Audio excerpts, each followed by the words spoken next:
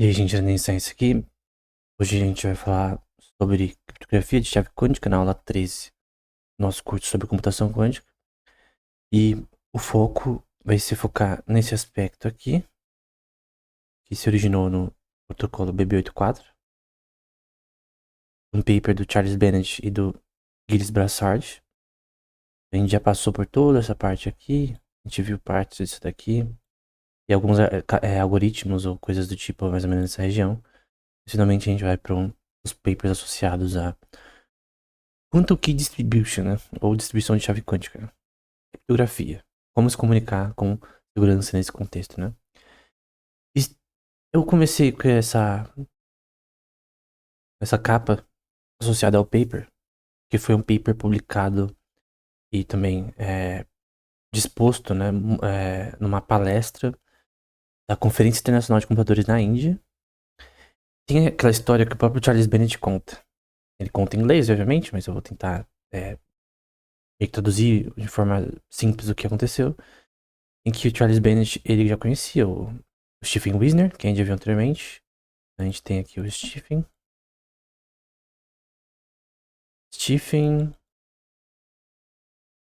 Wisner.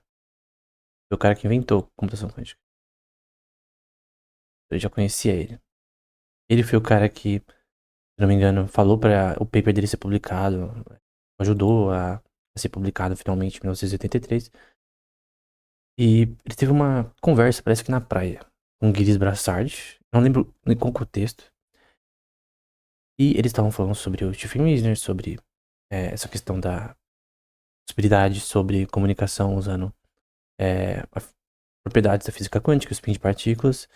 E no fim, depois dessa conversa na praia, né, ele conta, né, eles decidiram publicar um artigo associado a isso numa conferência mais, talvez regional, na Índia. Então, tipo, isso foi feito há décadas atrás, então com certeza não era talvez a conferência mais importante do mundo, né? Mas foi publicado nessa conferência. E esse é o paper, pra ver que eles são da IBM. E o Gris Brassard, no caso, é da Montreal. Muitos caras são da IBM, né? Em relação o início da computação quântica. O short também, se não me engano. A IBM investe muito nesse setor. E até hoje em dia é um dos principais desse setor. Principais empresas no setor da computação quântica, né? E talvez em questão de algoritmo e distribuição para o público em geral, eles são os melhores, né? Também com palestras e tal. A IBM ela é muito boa nesse setor, né? Bom, resumo, né? Quando os sistemas quânticos elementares, eles estão dizendo, né? Como a polarização de fótons são usados para transmitir informações digitais, o princípio da incerteza de Heisenberg, né? Dá origem a novos fenômenos criptográficos, né? Em que você, e aqui eu tenho que falar novamente, né? Você tem comunicação entre A e B, você tem um hacker chamado Eve, ele quer interceptar essa mensagem. Num canal clássico seria possível recuperar essa mensagem, num quântico não, por conta você não consegue clonar estados quânticos, né? Teorema da não clonagem. E você não consegue converter para estados clássicos. Que é o teorema do, no teleportation theorem, o teorema da não teleportação. Esses dois pontos impedem que um hacker consiga craquear essa mensagem. Diferente do canal clássico comum. Você tá usando a internet, você acessa um site e alguém opera um ataque meio temido, usando um Wireshark ou qualquer ferramenta do tipo. Tem muitas ferramentas de main the middle, Kali Linux, Parrot OS, enfim, no contexto de segurança da informação, que a gente poderia até dar um curso no futuro nesse tema. O primeiro tema do canal. No caso, sem criptografia, você hackeia qualquer tipo de informação com facilidade, né? Eles vão dizer, um canal de comunicação no qual é impossível, em princípio, interceptar a mensagem sem uma alta probabilidade de perturbar a transmissão, né? De forma a ser detectado e também de não recuperar a informação, né? Dado o teorema da não clonagem, né? Isso aqui é esse paper de 1984, né? Então o teorema da não clonagem de 2 anos atrás.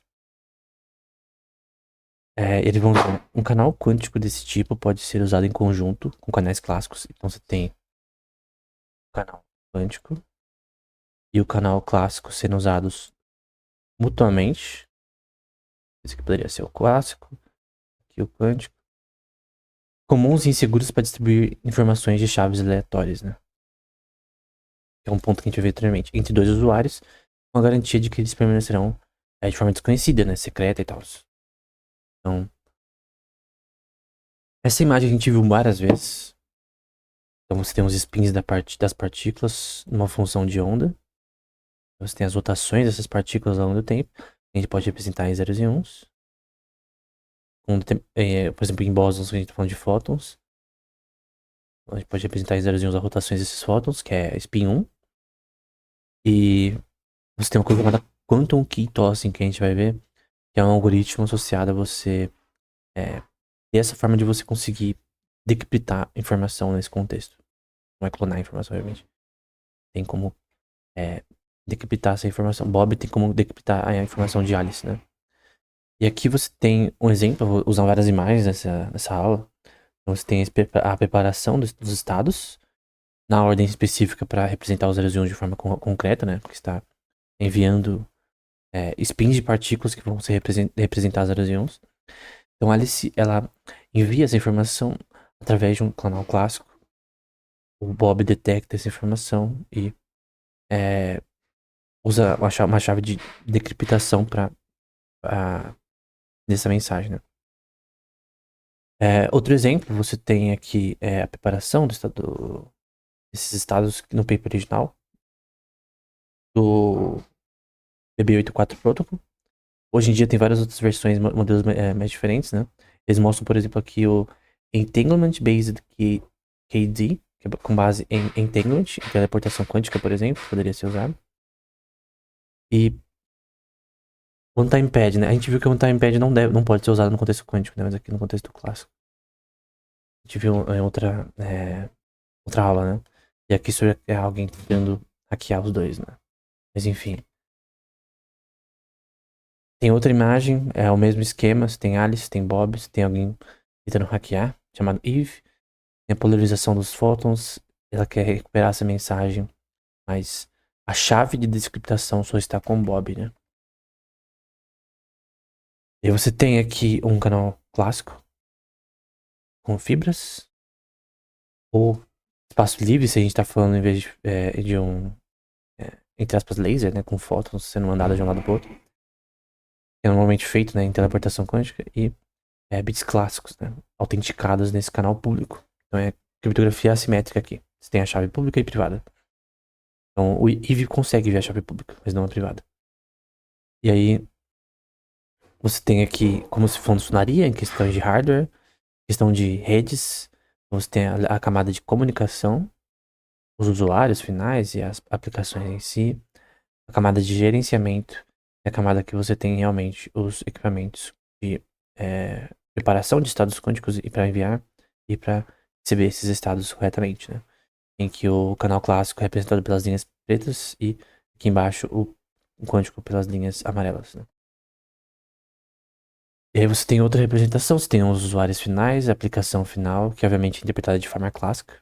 Computação quântica no geral é híbrida, né? Tem a parte quântica e clássica. A gente pode representar facilmente dessa forma, né? Então você tem a parte quântica e a parte clássica. E aí você tem essas camadas de comunicação em cada node desse sistema. A camada de comunicação, as que a gente viu anteriormente, né? Essas três. Seriam gerenciadas por diversos nodes. No fim, vai ter operações na internet clássica, né? Embora seja possível, a gente vai ver em outra aula posterior, uma internet que não seja clássica, né? Que não seja enviando bits clássicos, mas somente bits usando essa parte aqui apenas, né? Seria quanto internet, né? A gente vai ver papers sobre isso posteriormente. No paper, as imagens mais interessantes ele mostra como funcionaria essa transmissão, né? Então tem os zeros e uns que são representados pela direção da polarização dos fótons. Então, essa polarização vai ser 0, outra 1. Aí você tem bases randômicas sendo enviadas por Alice. Depois tem Bob recebendo essas bases tentando interpretar através de uma coisa chamada Quantum Key Tossing. E obviamente, Eve não pode ter a chave de decriptação, né? Dessa mensagem. Poderia ser uma coisa mais até laboratorial, né? Experimental. Equipamento que faça isso, né? E na prática a gente tem isso aqui, né? as polarizações serem enviadas de uma forma totalmente ortogonal. Você tem pra cima ou pra baixo, pra lado, pra esquerda, pra direita. E essa ortogonalidade permite que você represente zeros e uns, né? Então você pode ver aqui que o zero é pra cima e pra baixo. Ou um, perdão. E o zero é pra esquerda e pra direita, né? Que é a polarização, a rotação dos fótons. E aí, no final, você tem essa representação final desses informação, né? Uma tabela que Bob pode usar para interpretar essa informação. E a gente vai ter aqui como funciona quanto que coin tossem, né? Então, Alice vai escolher randomicamente uma base retilinear, como a gente vê nessa parte aqui, de polarização de fótons, para mandar para Bob uma sequência de bits randômicos.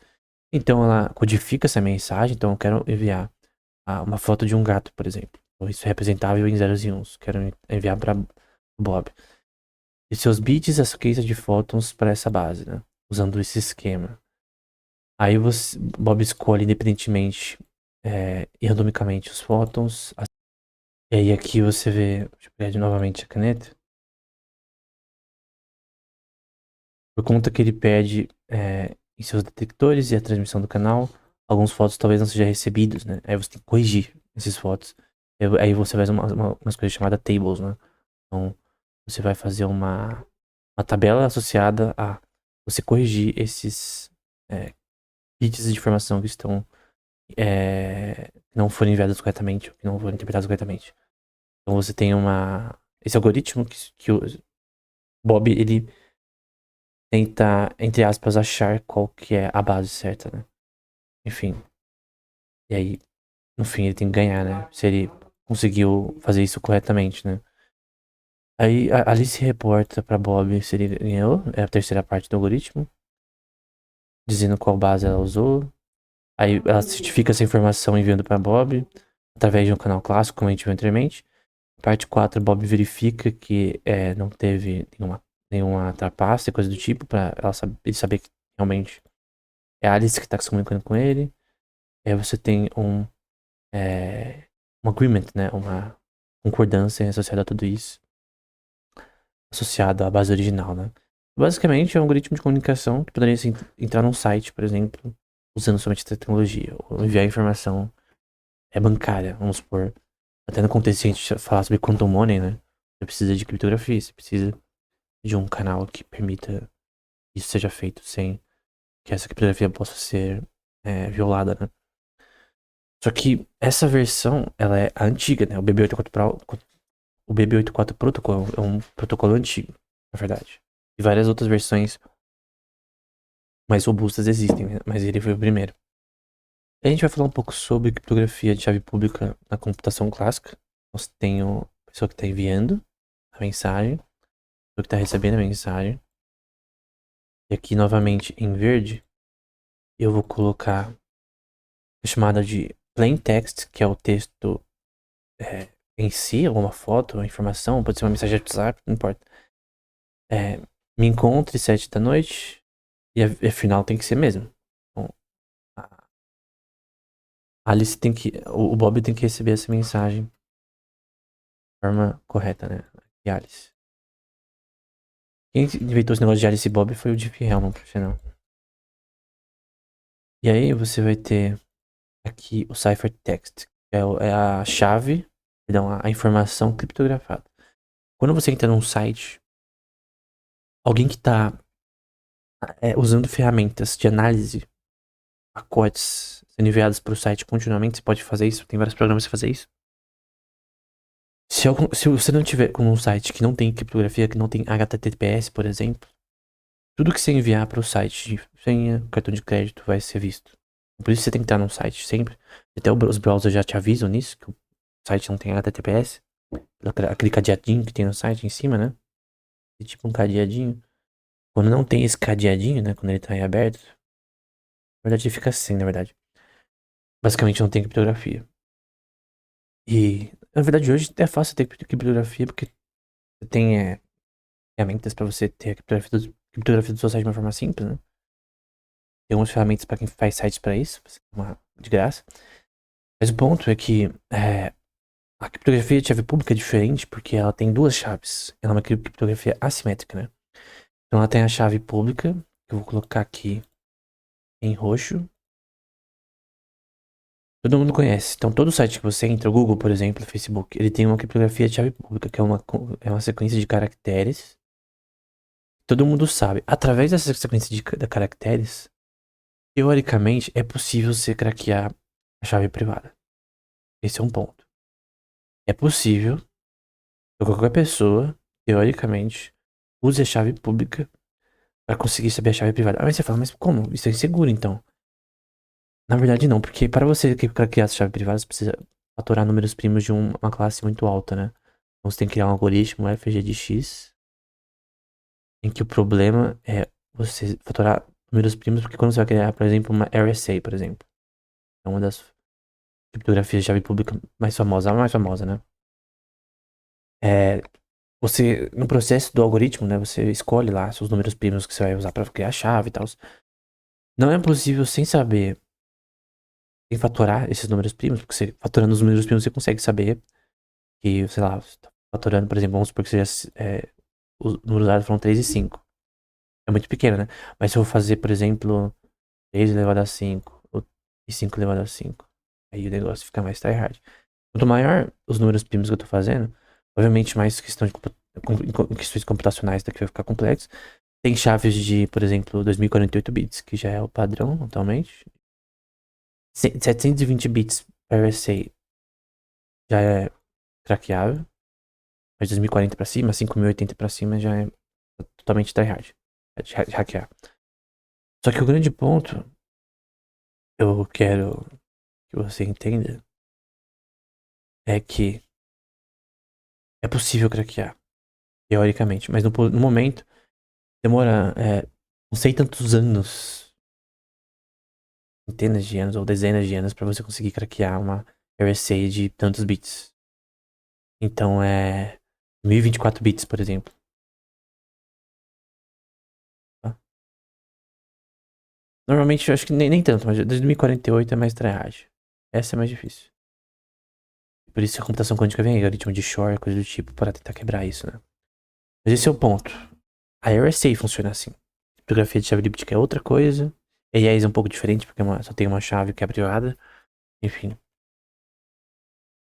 E a simétrica, que é como, por exemplo, a AES, ainda é bem usada para todo tipo de aplicativo, tá? Todo tipo de aplicativo tem que ter criptografia, obviamente. Tem jogos que tem que ter criptografia. Esconder o IP da pessoa, por exemplo, para caso não dá DDoS. Então, eu posso muito bem usar o Wireshark enquanto eu tô jogando Call of Duty pra descobrir o IP de quem tá jogando contra mim e lançar um DDoS na pessoa e a internet dela cair. Então, pra prevenir isso, eu já vi no Call of Duty, eu acho que na Modern Warfare, que no online você tinha a opção nas configurações de você encriptar o seu IP. Uma pessoa não saberia seu IP mesmo usando um Wireshark, coisa do tipo, talvez. Devia ter forma de burlar, mas enfim. Você tem uma chave apenas. É muito simples. A simétrica tem uma chave, a assimétrica tem duas chaves. Uma pública e uma privada. Obviamente, se você conseguir achar a privada, você vai conseguir hackear. Eu já usei o exemplo da Uber. Os caras deixaram no GitHub deles a chave privada. E os caras hackeou os serviços na nuvem da Amazon Web Services da Uber. Pra minerar Bitcoin. Então, esse tipo de burrice, né? A privada você não pode mostrar.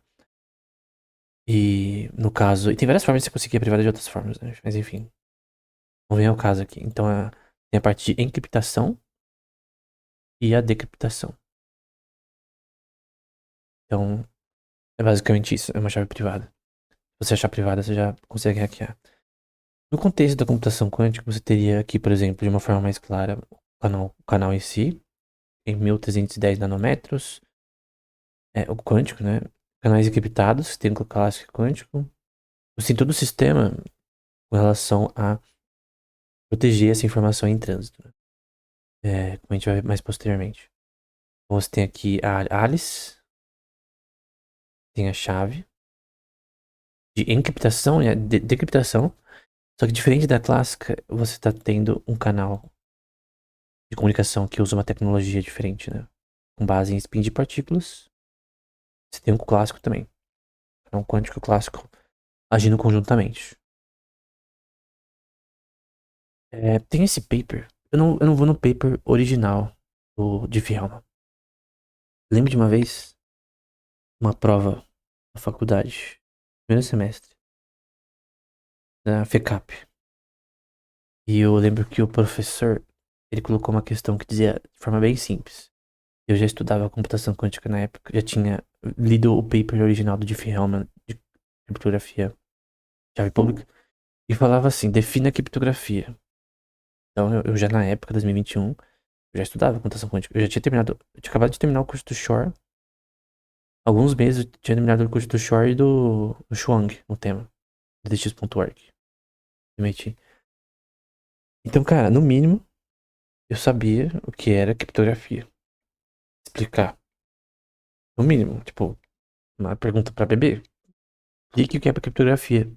Simples, era a pergunta na prova. Eu expliquei, assim, de cabeça, a versão do Diffie-Hellman de criptografia. Aqui só tá o Diff, né? Mas tem um outro autor também.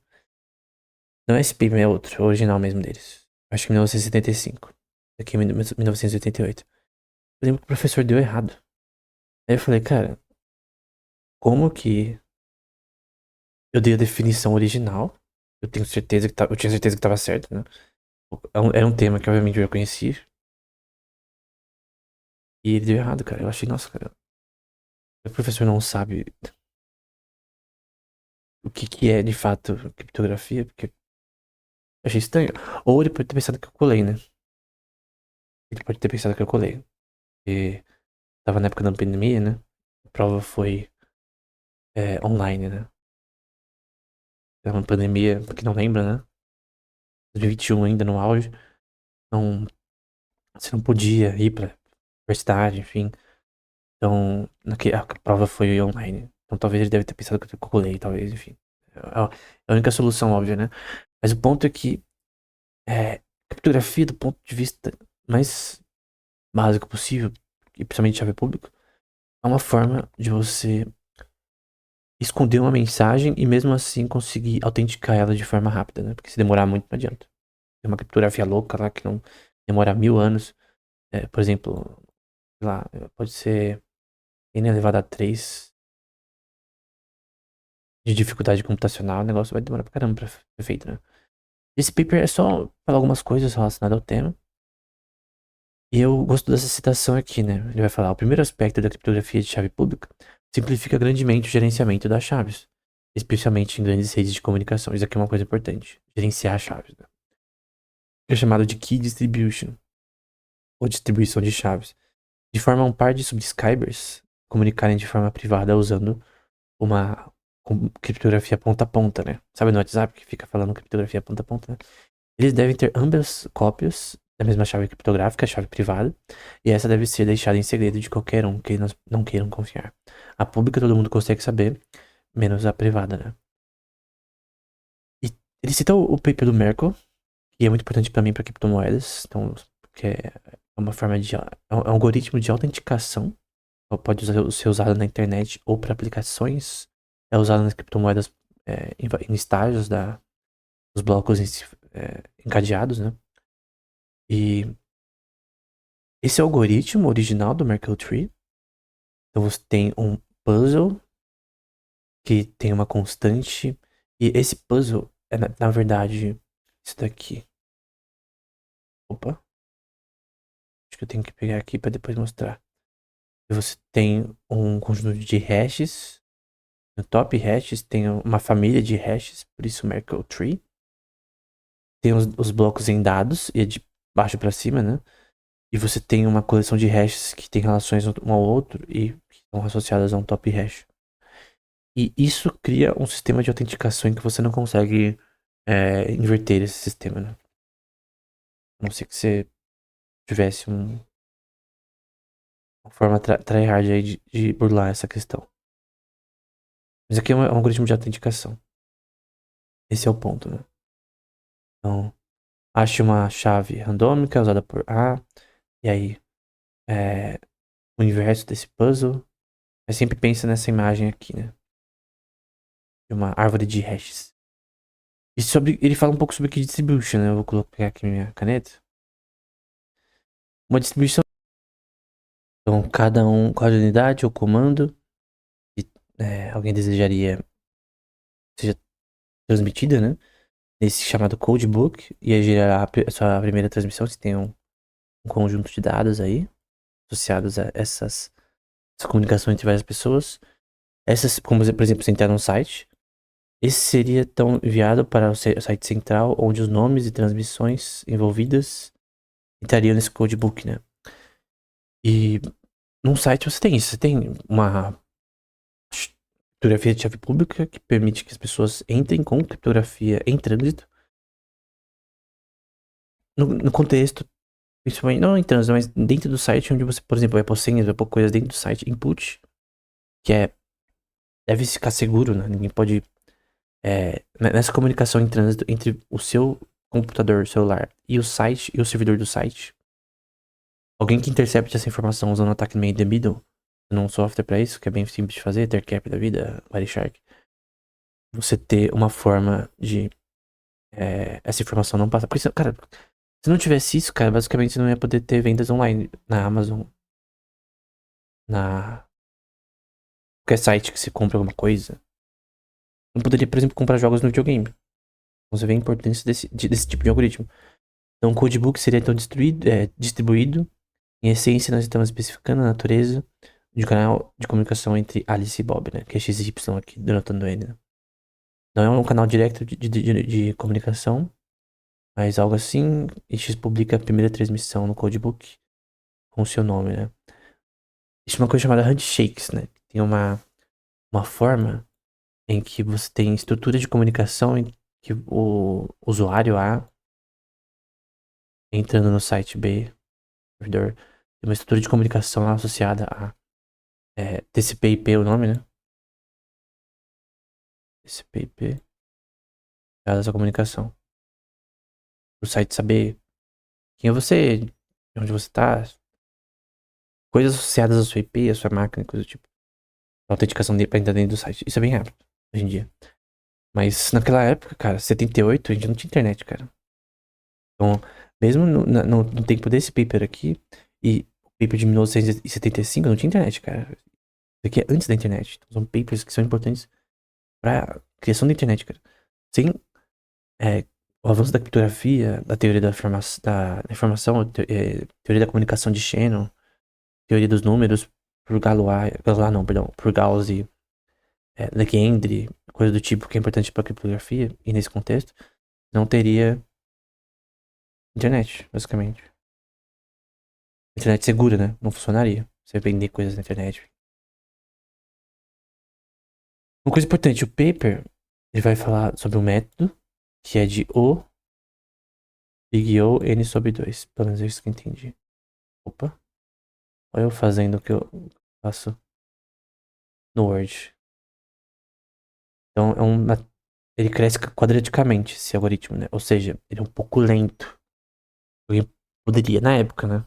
Eu creio que as versões do Mac atual não é um problema isso.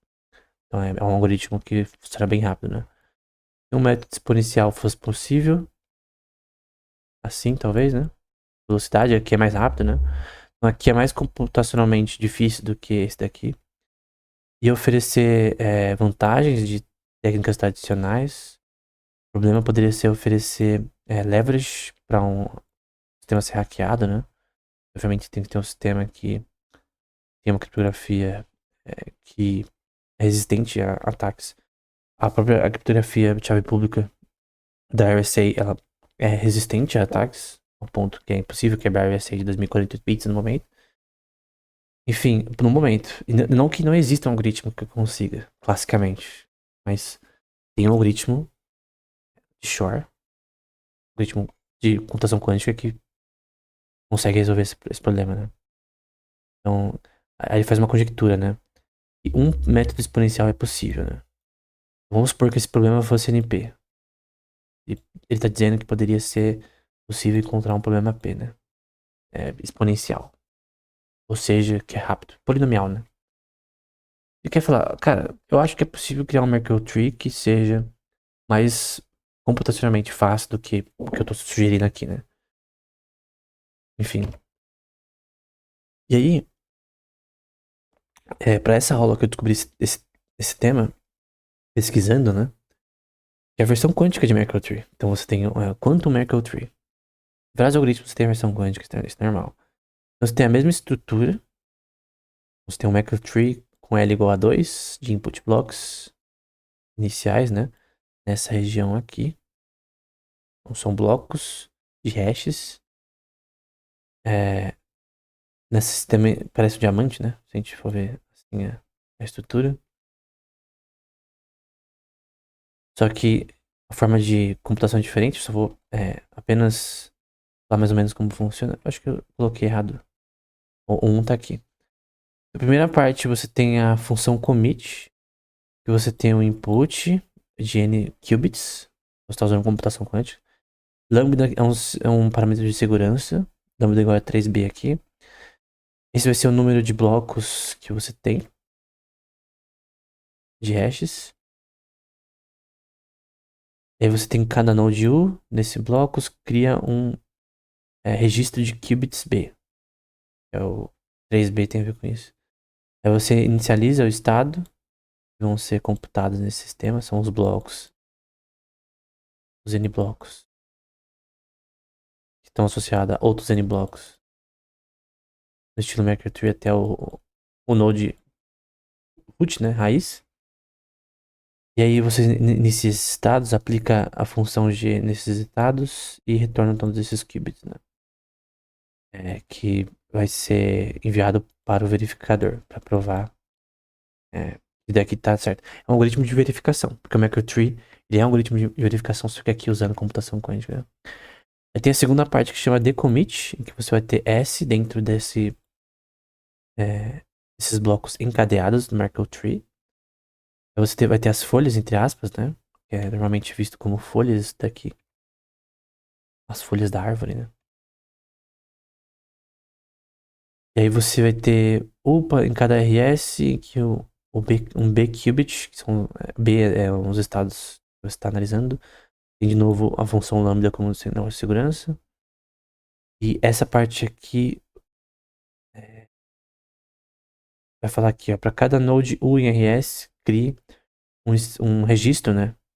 De B qubits e armazene esses estados, né? Aí para cada U em RS, dentro desses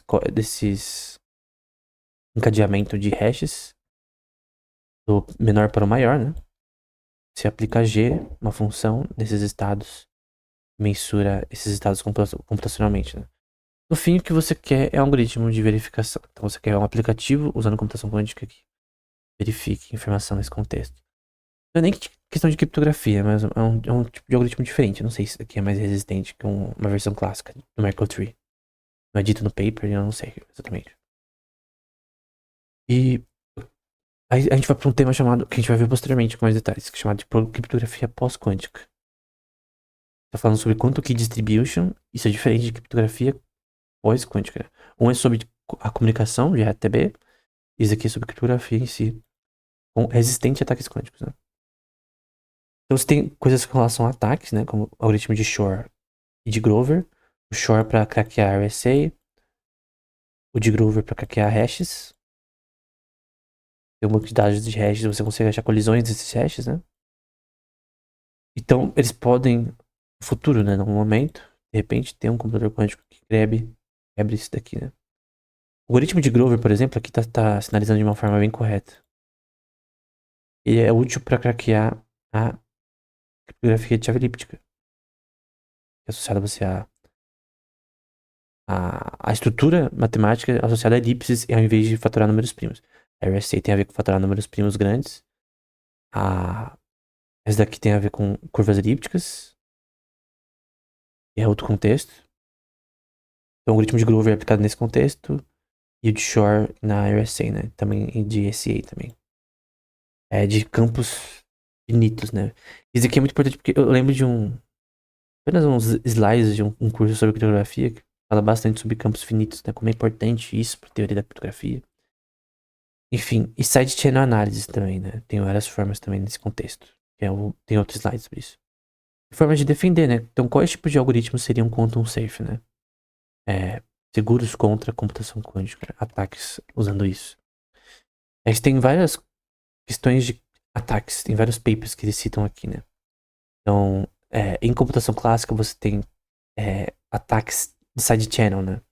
Que é associados a você fisicamente achar formas de hackear um sistema em diversos contextos, né?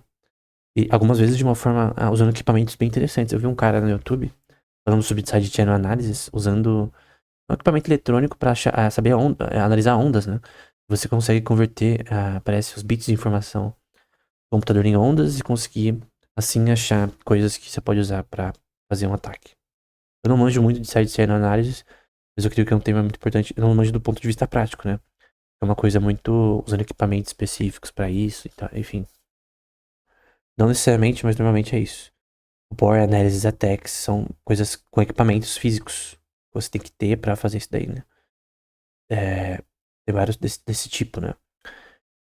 Em computação quântica você tem o algoritmo de Grover, a gente já citou, que pode ser para achar colisões em bancos de dados de hashes. Você tem coisas aqui como emissão eletromagnética, Power Analysis também, Time Analysis, enfim, várias coisas aqui. E eu creio que, posteriormente, depois de terminar esse curso de computação quântica, talvez eu faça um sobre segurança da informação. E a gente pode ver essas coisas com mais detalhes. Se tiver grana, quem sabe até compra alguma equipamentos associados a sidechain analysis pra ensinar no canal como usa, né? Posteriormente, né? Isso aqui é uma ideia só. Deus permitir. Claro. Pra Deus toda a glória, né? Aqui a gente tem um artigo de um jornal que pra mim é magnífico, né? Magnífico se você gosta de matemática, física, biologia teórica e computação quântica também, que é o Quantum Magazine. Eu recomendo muito que você entre no Quantum Magazine, tá o link na descrição. O link não, a fonte na descrição. Chama Quantum Magazine, que é esse jornal acadêmico. Assim, é um jornal de notícias acadêmico. E quem são os escritores são acadêmicos nesses setores, né? Não é tipo um cara que é entusiasta, é alguém pesquisador no tema. E, cara, eu vi há muito tempo essa notícia. Eu recebo e-mails da Conta Magazine porque eu assino, né? Mas ele fala um pouco sobre como dois caras criaram uma criptografia pós-quântica de uma forma simples, né? Então, você tem alguns tipos de criptografia que não são seguras contra ataques quânticos, teoricamente, como RSA, contra o algoritmo de Shor. Opa. Criptografia de chave elíptica. Tem a ver com você encontrar a relação entre dois pontos numa curva elíptica. O de Diffie-Hellman, que a gente viu anteriormente. Quantum Safe, né? Algoritmos Quantum Safe. Você tem... tem vários tipos, tá? Alguns deles são em Lattice, Code-Based Crypto e em hashes. E algumas que talvez sejam Quantum Safe ou que talvez não sejam mais. Criptografia multivariada. E aqui a gente vai falar aqui que é um nome esquisito, né?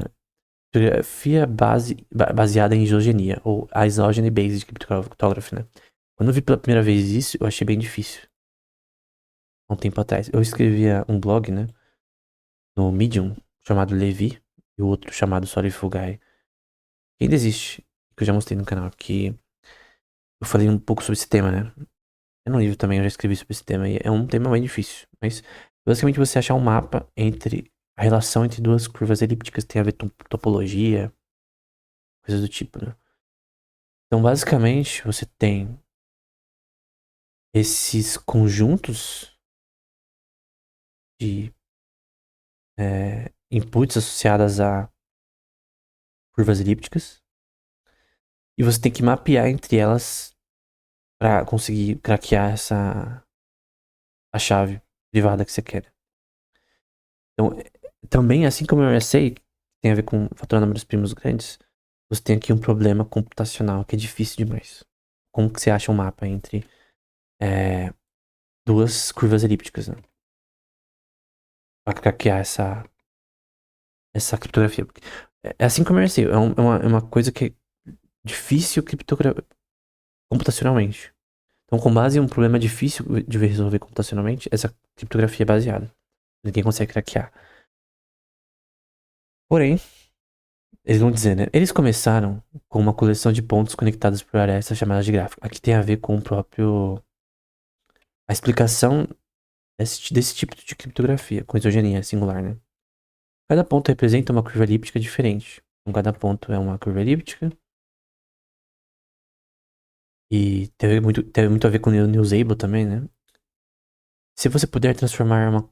sempre quando eu lembro de curvas elípticas, eu lembro de Newsable, né? Tem muito a ver com isso. Papers dele, essa relação a isso. Aplicação para astronomia, coisa do tipo. Se você puder transformar uma curva em outra de uma maneira específica, por meio de um mapa, chamado de isogenia, que é o que a gente vê aqui, um mapeamento entre curvas elípticas, né? Você tem, por exemplo, um mapeamento entre F0, feed 0, né? E feed 1 até feed 2 tem um mapeamento entre essas curvas.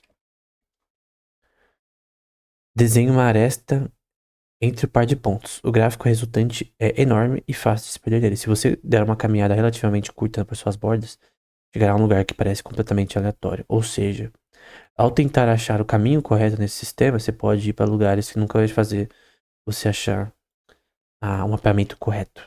Então, em vez de fatorar números primos, está falando sobre achar curvas, relações entre curvas elípticas.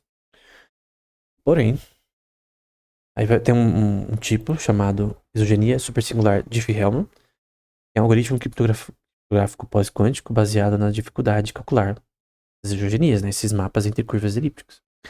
É um tipo de protocolo de troca de chaves semelhante ao Diffie-Hellman, mas opera em uma estrutura matemática diferente, que o torna potencialmente resistente a ataques quânticos. E note, potencialmente.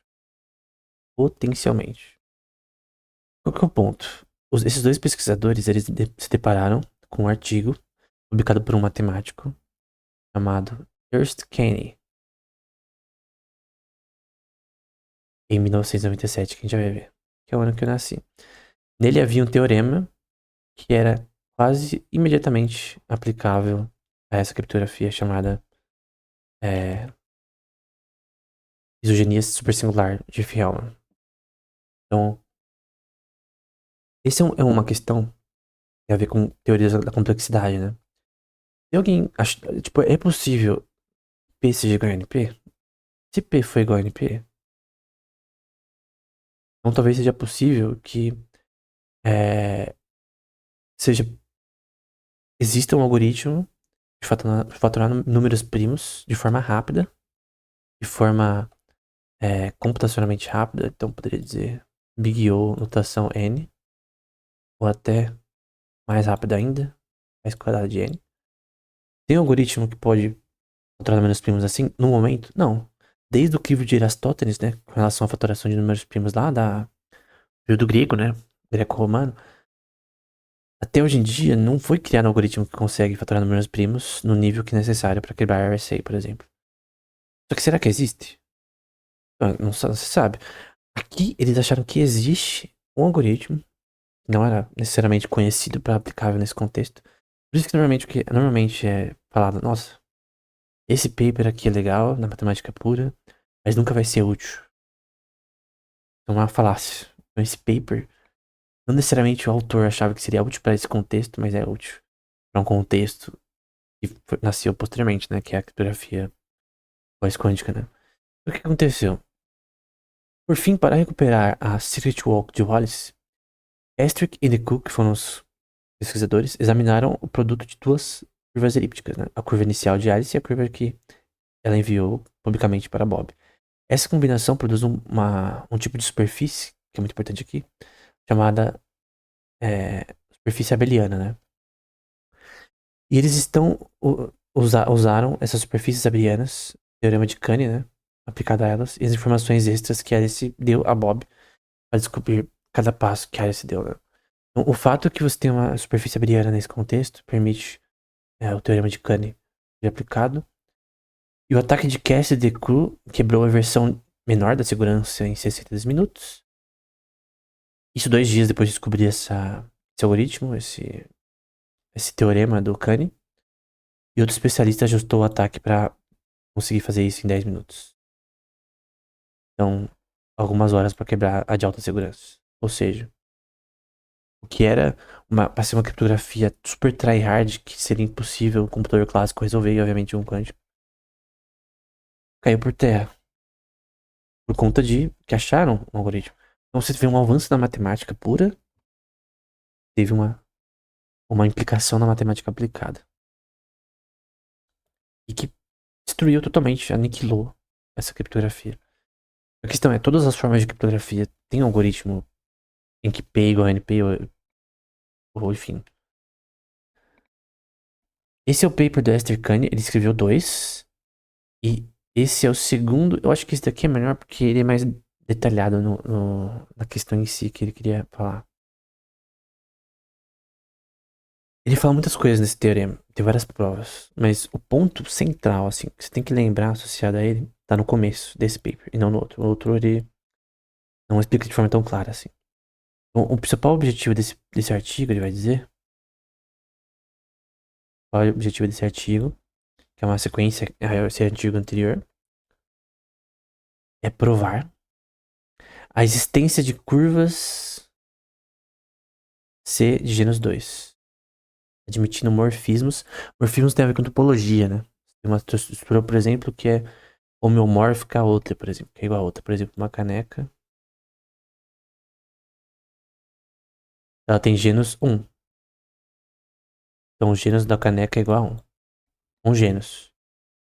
Uma rosquinha, no contexto da topologia, ela também tem um gênus. Uma esfera perfeita, porque aqui é uma esfera, ela não tem gênus. O seu gênus é 0. Uma rosquinha dupla. Opa, é difícil esse mouse. Ela tem o gênus igual a 2. O gênus é literalmente esses furos que você tem em estruturas topológicas. Porque a caneca, ela é homeomórfica a uma rosquinha. Então, ela é homeomórfica. Se fosse uma massinha, eu conseguiria fazer uma caneca e uma rosquinha, por exemplo. Vamos supor que massinha não permite que eu mude o gênus. Tem que ter um gênus. Um buraco, no caso. Então, o gênus é 1. E aí você pode ter estruturas topológicas que tem mais de 10 gênus, não importa. Só que a gente tá falando sobre curvas que tem gênus 2, ou seja, que nem essa rosquinha, né? Essa rosquinha dupla. Double donut. Que pode dizer, né? E você tem um morfismo que seria uma. O morfismo, por exemplo, seria eu transformar, por exemplo, a caneca numa rosquinha ou vice-versa. Não tem um morfismo. E aqui seria um morfismo entre curvas elípticas, aqui no caso. Tem estruturas topológicas, é uma curva e E', que é a outra curva. São duas curvas diferentes. Aí você tem um mapeamento, uma função que mapeia essas curvas elípticas entre si. Em que C é a existência dessa curva de C de gênus 2. Então tem uma curva de gênus 2 que mapeia duas curvas elípticas. E aí você tem até certo grau mapas induzidos F com asterisco e F' com asterisco associados a variedades ou topologias. Topologia é o nome correto? Não. Tem nome para inglês de variedade, português. Mas, são variedades jacobianas que têm uma sequência desse tipo. Qual que é a questão aqui? Você consegue, entre aspas, inverter o processo para você conseguir saber de fato dada duas curvas elípticas e E', num certo campo fechado de parâmetros, em que n é maior ou igual a 2, se existe uma curva de gênus 2 que admite que você tenha um morfismo que permita, no contexto do que eu usei, por exemplo, da caneca e da rosquinha, de você conseguir entender esse processo a tal ponto que você consegue, por exemplo, no contexto da aplicação que a gente quer da criptografia usando a eugenia, conseguir fazer um mapeamento completo sem você entrar em espaços randômicos toda hora. Você consegue resolver esse problema computacional de forma mais simples. Então, é um algoritmo, é uma equação, é um teorema que faz você resolver esse problema matemático de uma forma mais simples.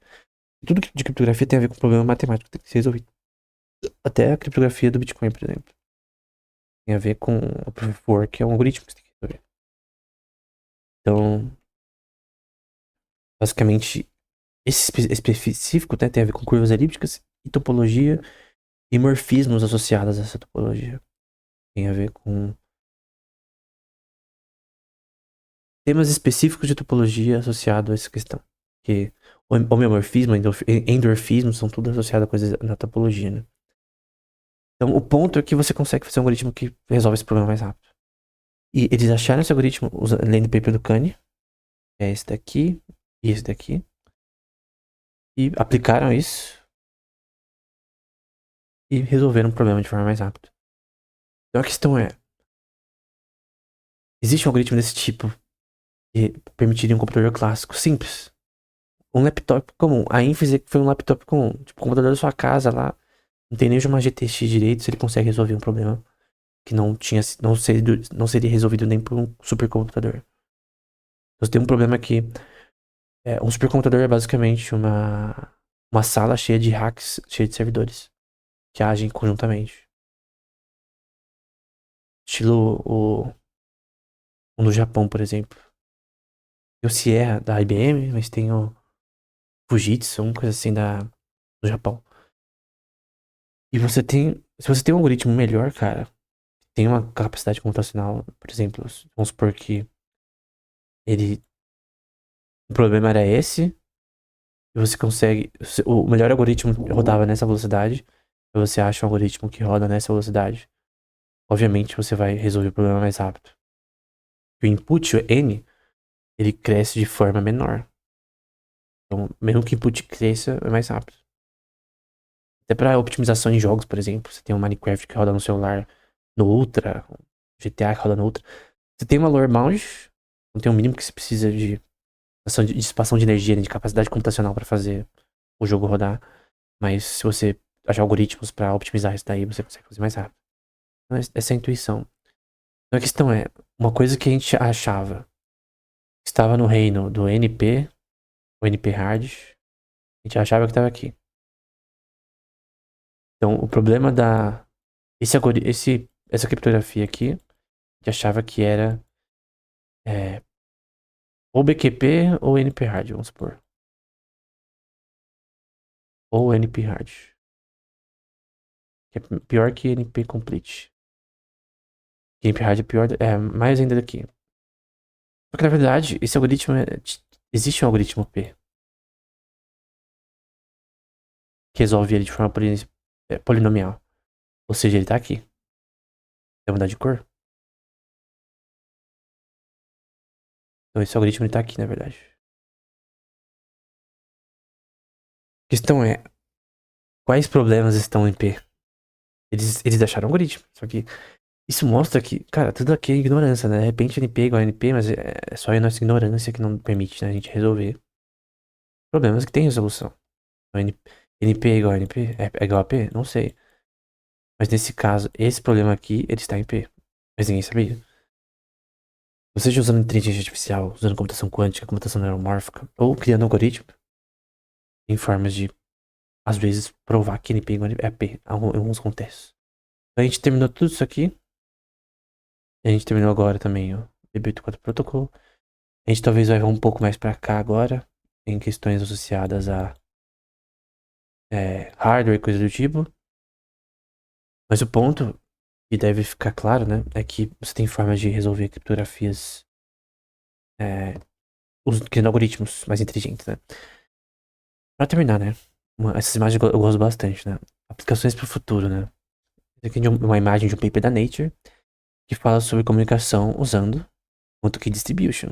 Então, você tem um sistema usando satélites que consegue criar comunicação entre duas pessoas de um grande espaço de tempo. Eu imagino Elon Musk da vida criando algo assim no futuro.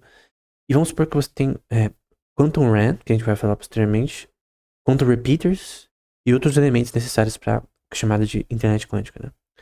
Tem equipamentos que são necessários, problemas de decoerência têm que ser resolvidos. Vamos supor que esses problemas são resolvidos. No futuro, talvez você tenha internet com base em satélite usando computação quântica, né? Com canais clássicos, realmente, né? Que é um pouco mais segura por design, né? Por hardware, fisicamente mais segura que qubits, que informação clássica sendo trafegada.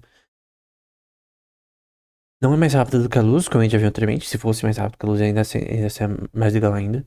Mas é um tipo de tecnologia que pode ter várias aplicações no futuro, né? Então, você tem aqui outras imagens mostrando como funcionaria isso, né?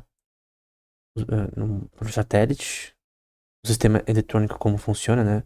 A forma de você tem que ter um multiplicador, que é provavelmente isso daqui, chamado de multiplier, para você multiplicar esses sinais para várias pessoas ao mesmo tempo. Nós teríamos um sistema de internet com base nessa forma de computação, né? Então aqui novamente, é uma bit bidimensional com zeros e uns, né? Você tem essa questão experimental de como funciona. No fim, o objetivo é criar uma forma de comunicação criptográfica que permitiria até no futuro a aplicação na prática uma internet usando outra forma de física de comunicação. Não teria internet clássica, internet usando computação quântica. Usando quantum key distribution, quantum key cryptography. Tudo isso é muito importante, porque você tem até aplicações práticas que vão talvez ser aplicadas no futuro. Talvez no futuro tenha uma internet assim. E alguém pode falar, nossa, mas talvez isso seja impossível, né? Cara, em 1970, quem acharia que teria internet? Ninguém, cara. Então esses avanços de Merkle Tree, criptografia de chave pública, inicialmente com a do Diffie-Hellman, depois a RSA, foi gerada numa competição de um órgão dos Estados Unidos, associado à ciência da computação. Então, os Estados Unidos tem a ver com a RSA. É uma questão até militar, né, em relação a esse tema, né? A NIST também é uma organização dos Estados Unidos que foca em criptografia nesse contexto também, dando dinheiro para pessoas que resolvem esses problemas, fazendo competições para quem consegue fazer criptografias pós-quânticas, né? Por razões de segurança. Você tem dados de governo que querem ser, obviamente, criptografados para ninguém conseguir ter acesso, né? Tem na área de segurança da informação, questões militares entre países em relação à segurança da informação. Então, obviamente, todo país hoje ele é obrigado, além das suas militares comuns, marinha, exército, área naval e tal, aeronáutica, você tem que também ter um grupo de ciência da computação de segurança da informação, né? Todo país tem que ter hoje, porque o Brasil tem, por sinal. Fazendo parte do exército, né? Pra você ter essas questões que são aplicadas pra guerra, né? Então, hoje em dia, você conseguir interceptar informações do inimigo que estão criptografadas e conseguir analisar elas e ter um leverage numa guerra é extremamente importante. Até em guerras recentes você vê isso. Em o uso de sistemas que são computacionais, que estão envolvendo comunicação na internet, de forma criptográfica, seja drones, seja naves que são controladas dessa forma, então mísseis que são controlados dessa forma, então você tem várias formas de você tanto interceptar informações quanto saber questões associadas ao inimigo. E tem que ter criptografia. Então, esse tipo de setor, ele é até aplicável para a área militar. Por isso, os Estados Unidos, principalmente, e outros governos estão investindo em criptografia pós-quântica. Então, era isso. Até o próximo episódio.